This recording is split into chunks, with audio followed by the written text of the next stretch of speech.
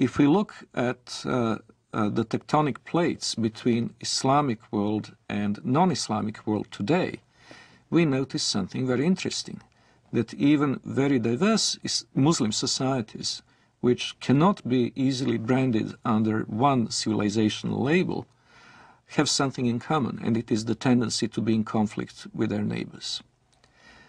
If we look at the extreme southeastern outreach of Islam, we see East Timor, where Indonesian Muslims slaughtered a third of the population of this former Portuguese colony, who are, by the way, Roman Catholics.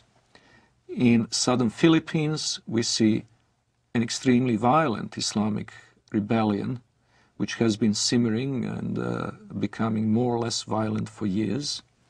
In Indonesia itself, we had religious conflict in the Spice Islands, where the beleaguered Christian minority is in danger of extinction. We have very active Islamic movements, both in Thailand and in China, in Xinjiang.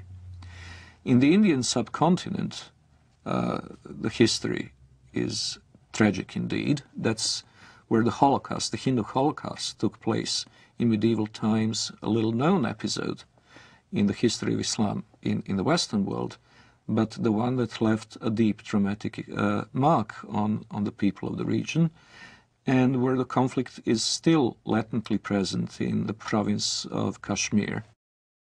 In Africa, there is the constant war in Sudan, which finally has gained some prominence in the Western decision-making circles, but which has been going on for 20 years.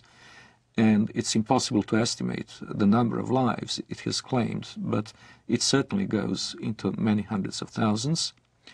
There is the constant instability in Nigeria between the resurgent central and northern states, which are increasingly pressurizing the government in Lagos into accepting Sharia law as the law of the land in those provinces.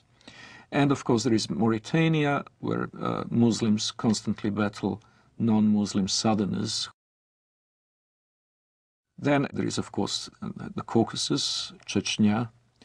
And in Europe itself we have the conflict in the former Yugoslavia between the Bosnian Muslims and Serbs and Croats respectively, and the conflict between the Albanians and the Serbs, Albanians and Macedonians, and quite possibly before too long, Albanians and Greeks.